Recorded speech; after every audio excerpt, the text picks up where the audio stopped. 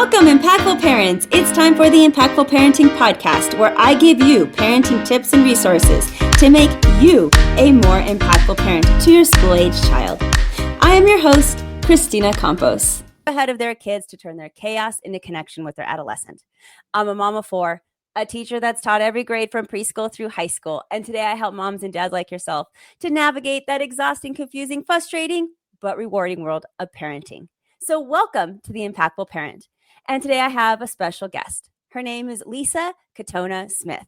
And Lisa is a certified peer recovery specialist. She is a TEDx speaker and an author. And inspired by her personal experience navigating a family member's addiction and motivated by the limitations of traditional support models, Lisa created Parallel Recovery, which is a compassionate framework that gives a voice to the untold side of recovery and redefines how families support a loved one through substance use disorder. Now, her forthcoming book, which is called Parallel Recovery, a guide for those who love someone struggling with substance use disorder, can be another powerful tool in our parenting arsenal. So today I am happy to have Lisa on the Impactful Parent stage to teach us how parents can build strong, resilient relationships with their children by having open, honest conversations before behaviors can escalate and substance abuse becomes a concern. We're going to talk about how to spot early signs of disconnection, how to model self-compassion and emotional boundaries, and how to create a family culture that supports long-term emotional health. I am so excited to get into this conversation today. So buckle up, parents. Here we go. Thank you for being here today.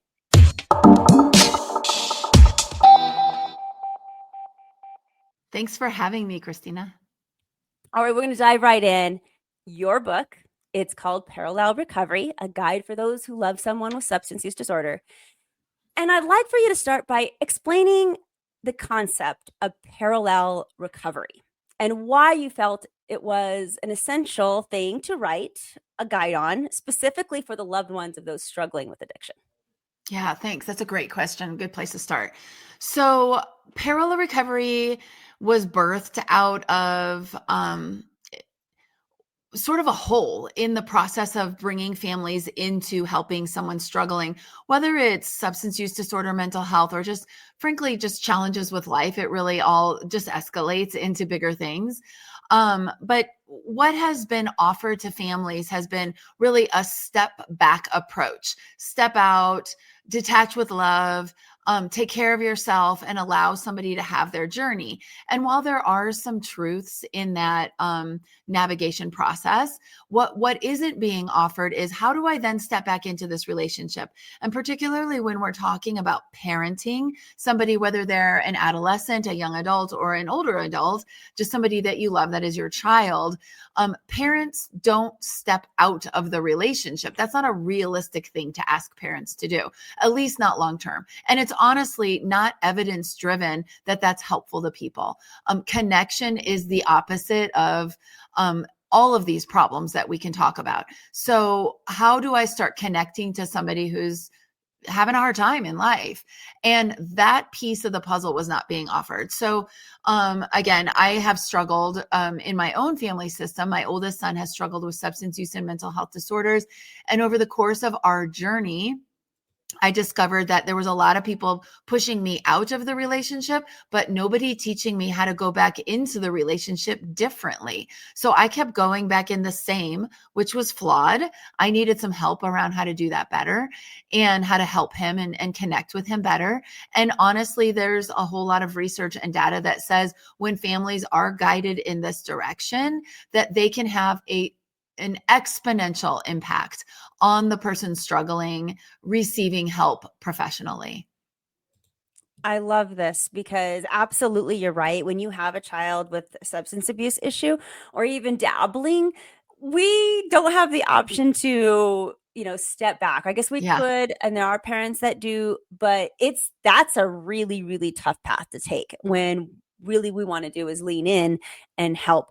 But then of course, we do things the wrong way. So this book is really going to be very, very helpful to those people who are looking for these type of solutions. And in your book, you emphasize the importance of the family's healing alongside the individual.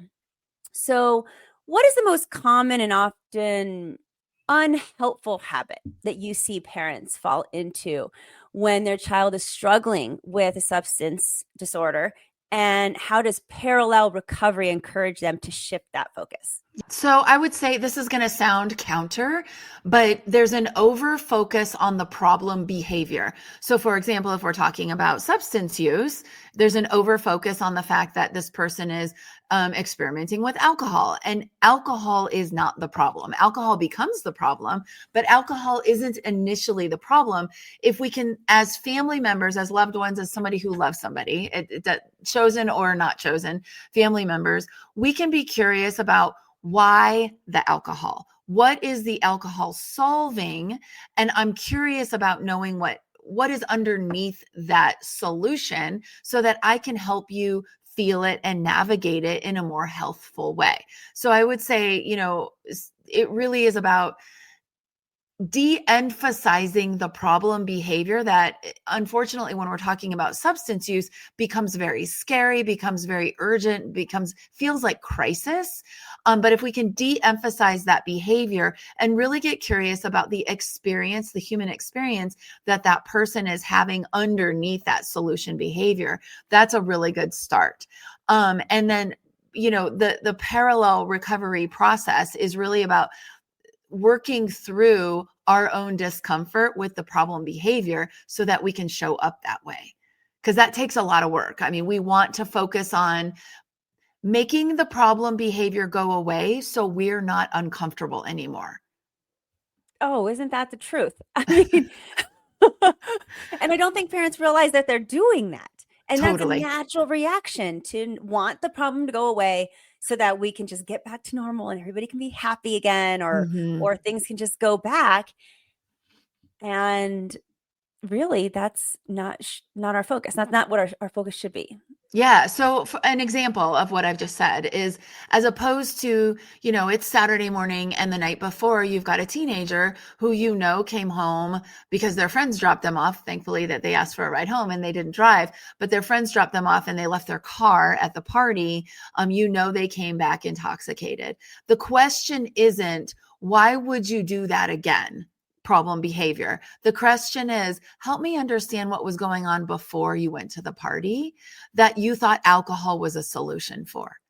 And it's really becoming curious about the need as opposed the need that preceded the behavior as opposed to the behavior as the problem. The behavior is the problem. It is a problem. It's a problem. We shouldn't do this, right? Like, that's not a good solution. And there is a deeper needed or a deeper seated need or problem. I'm always telling parents that behaviors are your child trying to say something to you. I mean, whether they're toddlers and they're, screaming on the ground, being like, I want to do it myself, or whatever, or teenagers. It really doesn't matter what age. Behaviors, we need to interpret them as, what is my child trying to say? And I love that this conversation just heads into that as something that's really, really important, especially in this realm, that we need to be watching those behaviors and figuring out, what is my child trying to say? What's the need? What's the lack? What's happening or not happening in their life that's causing them to want to go in this direction? Absolutely. And when you're talking about a younger child, you can almost see the relief on their face when you ask the question, are you frustrated or are you sad when they're crying, right? Like, and you're trying to get underneath it, like, because they don't have the words. But when you're talking about an adolescent or a young adult, or even, middle schooler on, right? Like, they don't have relief for they have the words. They just don't know how to express it, or they don't know how it's going to land for you. They don't know if this is safe to tell you what they're experiencing. So you may have to go at this several times and really be ready for what you may not want to hear, which is, it could be something like, I'm not important unless I'm doing this. Nobody wants me at the party because I'm fun this way. And I don't have friends unless I do these things. Like, you may have to hear some hard realities that they are experiencing. And that we really have to face the fact that it's not just us wanting our child's pain to go away. We don't want our pain. We don't want that. It's painful to watch our child experience discomforts in life. And we have to admit that we don't want that pain. And that's why we're asking these questions that are, kind of skirting around the major issue. I'd like to ask you about early warning signs versus normal teen behavior. Because for the normal parent, and I put that in quotation marks because, what's really a normal parent? But for the normal parent audience, what are the subtle and often missed early signs of substance experimentation, or that you can see that a developing problem is going to happen, that go beyond typical teenage moodiness and boundary pushing? How do we know the difference? I think it's hard to know the difference. Obviously, you'll know when things start getting really bad, but ideally we see that before. The obvious, like, whoa, things have really started to impact this person is grades slipping, social networks changing, disengaging from healthy community things such as teams or music or art programs that they may have been a part of for a very long time. Those are usually when parents start noticing and tying it to atypical substance behavior. But what I even maybe want to talk about a little bit deeper is in today's world, I don't know that there is something that we can call normal or typical, because things have just gotten a whole lot more dangerous than they ever used to be. And there isn't necessarily room for the typical experimentation like there used to be. That's not saying that kids aren't going to, but I think that the conversation needs to start much earlier around, you will be exposed to certain things, and can we have a conversation around how to stay safe? So that immediately these young people know that it's not approved of. This would not be approved behavior. And it's also something that isn't making me a bad person if I do it. And so I can have a conversation with my parent around, something happened really scary after the football game last week. And, can we talk about it? Because I wasn't really quite sure what I should do to handle it. Whether somebody, a friend or themselves had too much to drink and was passed out. I mean, that is really dangerous behavior. People die that way. Or even more of an acute need to understand these days is the impact of fentanyl in pretty much anything that they can get a hold of, that there is no such thing as safe experimentation anymore. And how can you start being safe? I'll give you an example. I mean, this is college age, so this is really hard to have this conversation with a middle schooler, but just because it's hard doesn't mean you shouldn't have it. But I have a son who's a senior this year at a university, and that state university has every single year, fentanyl test strips and Narcan kits are distributed on the lawn early and often. And the students are always able to go to the health center and get those things. No questions asked. They don't have to sign their name. They don't have to tell them why they need these things. They just take them. And I think, arming kids with solutions is going to be the ultimate solution to the problems. Now, what should a parent's very first conversation, or maybe the action, be once they suspect that their teen might be experimenting? I think it's to state the thing that the data. I call it data because it sort of de-emotionalizes the conversation a little bit. And even if you suspect something, if you don't know for sure, say that you suspect. I'm curious if. I have some thoughts that this might be happening, but stay out of accusation mode. So just kind of make a general statement. I've heard that there's been a lot of sort of elevated substance use. We got a little parent notification through the email system, and I'm wondering if we can talk about it. Notice what I'm saying is I'm inviting this person into a conversation. So rather than, hey, I want to talk about this. That's like running upstairs to someone's room and busting in without knocking on the door. We want to knock on the door. I'm wondering if we can have a conversation about this. And what you're going to hear is one of two things. Either, mom, I got it. Like, I don't need to talk about this. Or you're going to hear, sure. And then there's like, it's dead space because they're not really listening. And so I would go back and engage that person more. If you've got an avoider, just keep saying, hey, look, this is something that's really important to me. I have concerns. There's no accusations here. I really just want to be able to have an educated conversation with you. Can we do that before the weekend's over? And start isolating times when you can have that conversation.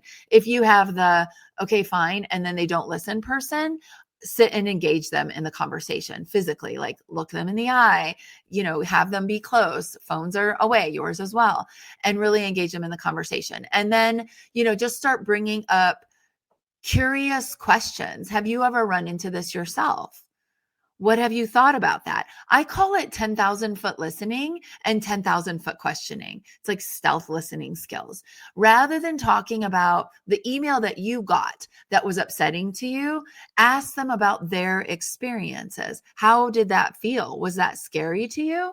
And so you might not be getting at the details that you're wanting to do, but you're opening up this communication and this connection to much larger conversations. So maybe later in the day or a couple of weeks later, that young person might come to you and say, you know what, mom, when we talked about that email that you got the other day, there is something that happened that, I'm wondering if I can tell you. And a lot of times that happens in the car. If you're a parent, you kind of know that happens in the car when they aren't looking you in the face. But you've got to plant the seeds that this is a place for education and collaborative solutioning, because nobody goes into their experimentation thinking they want to burn their life down. Nobody does.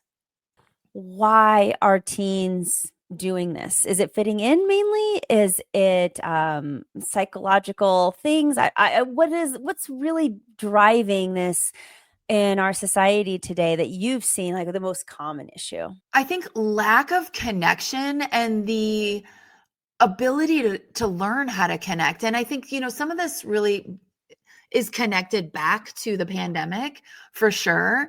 There's a really interesting phenomenon with kind of the young adults, the early 20s right now. And if you think about what age those people were during the pandemic, they were at that really influential age of like 12 to 16 probably was their age group. And the truth be told, if those people, when they were that age, their brains were not finished being grown yet. And that stage of growth of brain development relies on connection and experience. And we took both of those things away from young people for very important reasons, but they didn't have that. And so their brain development really kind of halted. And now they're struggling with connection. They don't know how to go on a live date. They only know how to be on dates on the apps. They don't know what to do when they're in person with each other. They don't know how to communicate. And so substances, as most of us know, kind of lubricate that ability to socialize. It certainly does. Yeah. And I would say, I'm going to add to that I feel like our kids are so anxious nowadays that some of them are using substances for anxiety management. And that hurts my heart too. I mean, no matter what the reason, it really doesn't matter because, we got to get to the bottom of it anyhow, and everyone's going to be unique and different. But beyond simply parents saying, no, of course, don't do that, and this isn't it, how can we do something very simple, maybe daily or weekly, as a ritual that will foster the kind of connection that we're going to need in order to have these really big conversations of honesty and truth with our kid? I think you kind of really paved the path for this answer with your last statement of like some anxious young people. I think as adults, we could do a better job of outwardly stating what we're experiencing that is not awesome, and talking about how we're solutioning it in a positive way. So for example, being able to say, man, I have this presentation at work this week, and it's really distracting me from some other things that I'm needing to focus on. I just want to ask for some help in the house this week because I'm really focused on, kind of getting my head wrapped around this presentation. And, I'm really finding myself needing to take a little bit more time to myself and put down some of my other responsibilities. So it feels a little clunky to say that out loud, to sort of express our problem solving and what we're experiencing. But I think that young people they're seeing the stress and the anxiety in adults and in their family members, but they're not seeing them handle the stress and anxiety. And they're not hearing those people say it out loud. Like, I am experiencing this and I'm also getting through it. Young people are hearing or seeing, I'm experiencing this, but they're not hearing how or that somebody is holding space for both things. And the holding space for two things at one time is really important. It's an important lesson. It's just an important life lesson because it happens all the time as adults. But young people don't see that because we're not saying it. So I think that's just super simple. Without even talking about problem behavior, you can just talk about your own lived experience, your own human experiences, and how you're asking for help and how you're solutioning things yourself in healthy ways. I love that so much because kids learn by watching us so much more than we realize. Like they learn how to be angry, to be sad, when those things are appropriate. How do they, like some people are angry and quiet. Some people are angry and they throw things. And guess what? Whatever you do, I would guess that your child's probably doing the same thing because they're learning from you how to be angry. Like it's amazing that we don't say things out loud more. And I think we're just trying to shelter our kids. Oh, they don't need to know I'm stressed out. They don't need to know I'm having a hard week. But really, we're giving them a disservice of so much learning that they can have from us if we're handling those situations well. Absolutely. It's really, if you shift from I need to protect them of this to I need to empower them to be able to handle this, it feels much more it feels kinder. It feels like a better parent's tool. Of course, we want to empower our children, and they're not going to feel that power if they don't have a chance to witness it and practice it in smaller ways. So for a middle schooler to be able to, for a parent to hold space for a 12-year-old to say, this is the worst day of my life. When in our head, in our adult health, we're like, oh, just wait, right? Like this cannot possibly be the worst day you're going to have in your life. But to allow for that space of like, whoa, tell me what has been so terrible. And then not toxic positivity it, but empower them to experience it and get through it. Because let's be real, and most people listening today have had the experience of the lubrication effect of substances. They work, and they work to calm our nerves for a short period of time. They work to get us to sleep until they wake us up in the middle of the night. So the solutions are not they aren't the problem, or the behavior is not the problem. It's what they're finding as a solution that's a problem.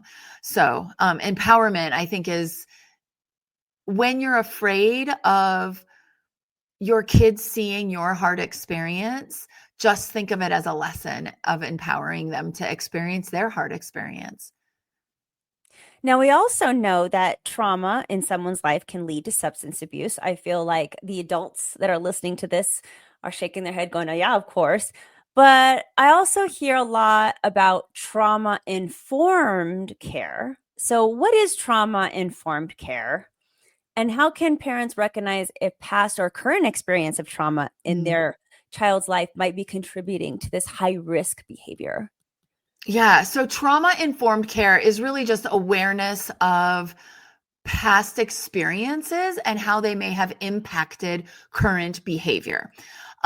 So if there's a divorce in someone's history, depending on the time of age of divorce. And honestly, the person's makeup, right? Like people get through traumatic experiences differently. And I call it vulnerability sometimes, like what is somebody's vulnerability to certain circumstances? But if somebody has experienced, if there's an adolescent who has experienced a parent's divorce at an early age, trauma-informed care would be understanding that this young person might have a sense of abandonment, even though they weren't abandoned.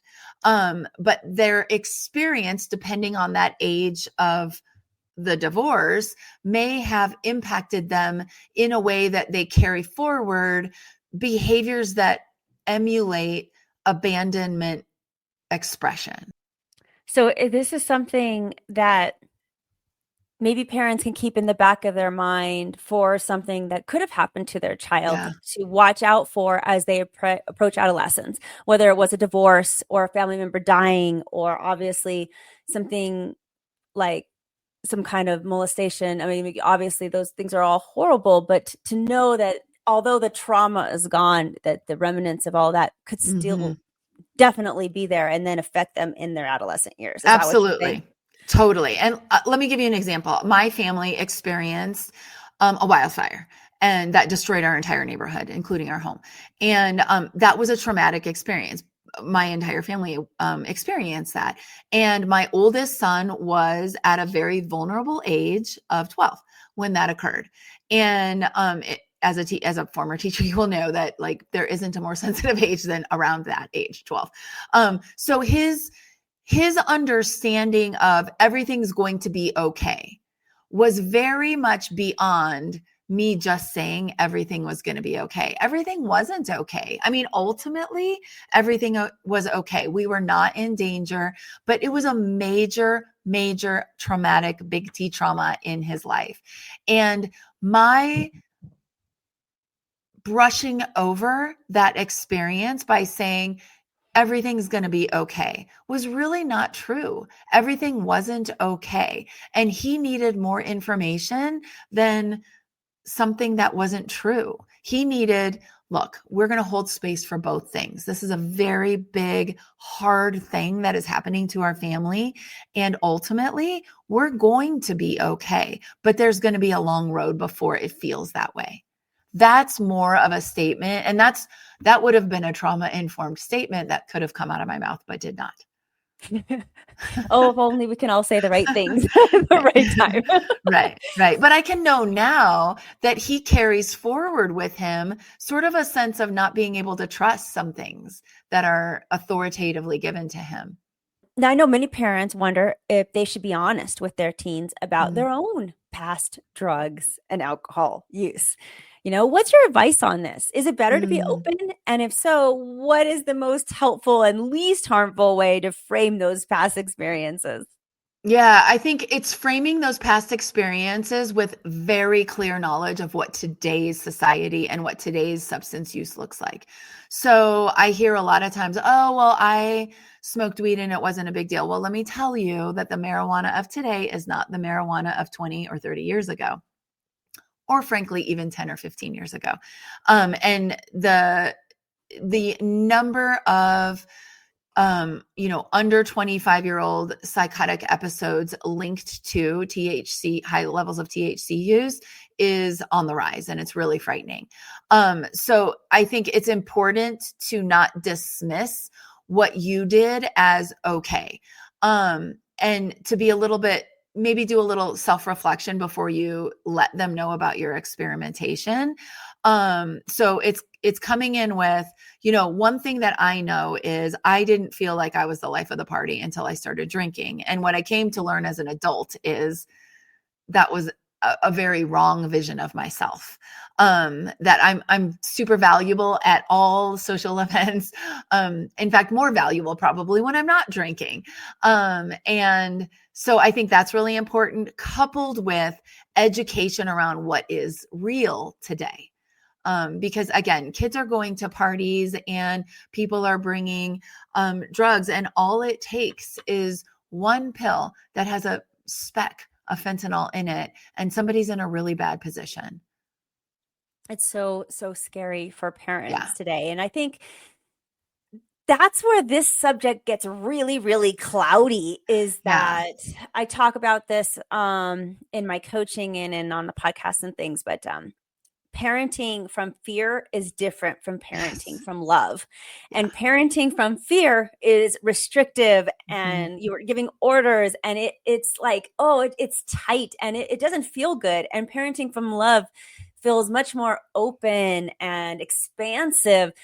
But whenever we're scared, parents default back to that parenting from fear. And this topic, I mean, this is it. Yeah. This is Yeah. super parenting from fear. So it's really hard for us as parents to get out of that shell and do that open love type of parenting when you're so Yeah. fearful. So do you have any advice for parents who are listening to this and going, yeah, I am freaking scared? Say it. Tell them. Just say it. Like, this is a really hard conversation for me to have with you. I also think it's really important, and I don't have all the answers, but I bet we can navigate this together. So I want to open up this conversation because I love you that much. Like, let them know I'm going into this hard thing for myself. Also, great modeling of we do hard things. Like, we don't ignore the problem that feels scary. We just figure out how to navigate it together. I want to address a little bit. There's been sort of a disconnect with, there's some language disconnect, or some language has sparked this disconnect, but every single person who has a full-blown substance use disorder, major addiction problem was a kid at one point, and they have a family that loves them, and they didn't start out their experimentation with substances thinking, I know where I want this to take me, and be where they are today. So I think it's really important, just as a community and as a society, that we start having these conversations about compassion to people who are struggling, because your children, by the time they graduate from high school, will know at least one person who is impacted greatly, whether it's their own life, their parents' or siblings' life, or a very close person in their family will be hugely impacted by addiction, substance use disorder.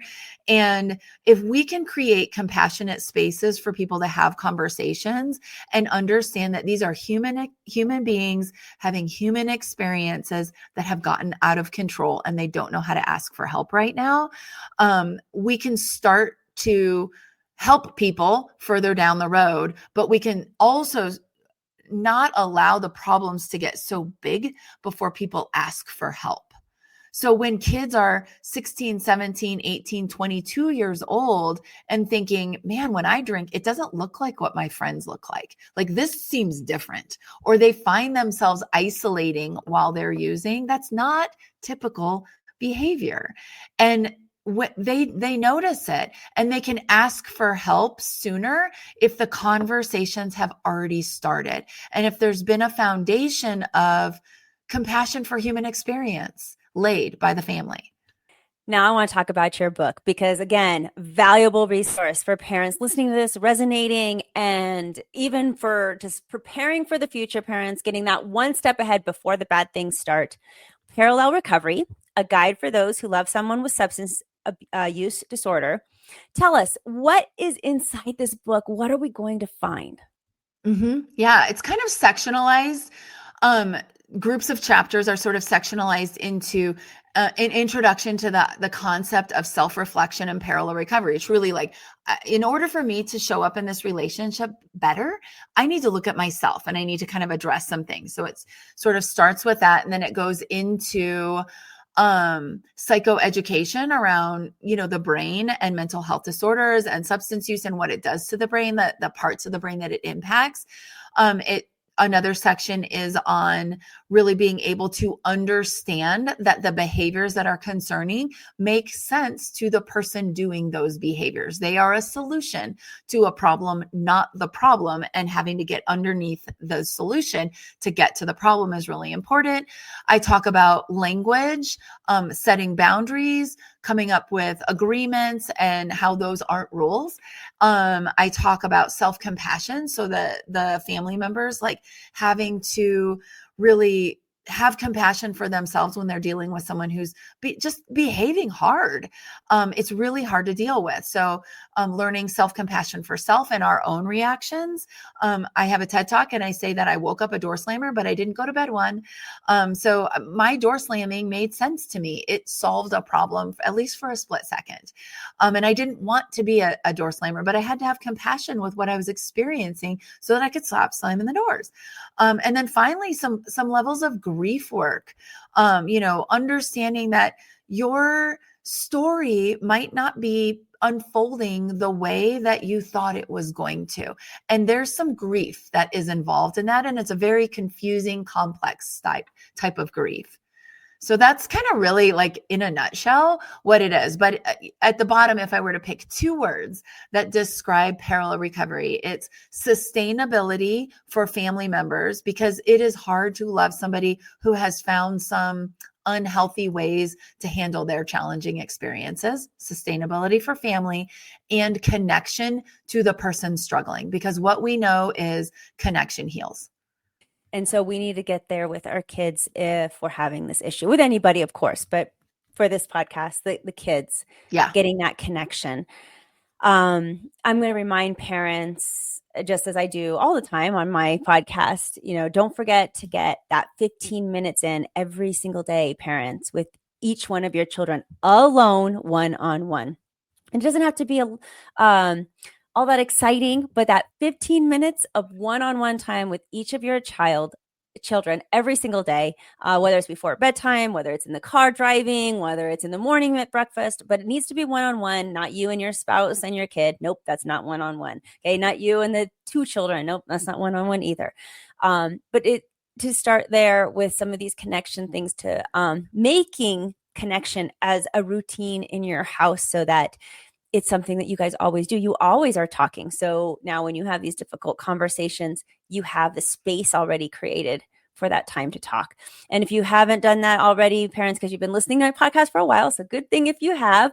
But if you haven't and you're new to this show, starting today, it's never too late to start creating that. Within a couple of months, it'll be a routine in your house. So I encourage you to do that. Back to this book. You actually also have a freebie for us, and it's called 5 Conversations Every Parent Should Have Before the Crisis. And we're going to put this freebie inside the Impactful Parent app. It's going to live right next to this episode. And for those of you who don't have it already, the Impactful Parent app, it's free. It's available on your phone's app store. Check it out, download it, and then get this freebie here. And tell us, what is that? What is it?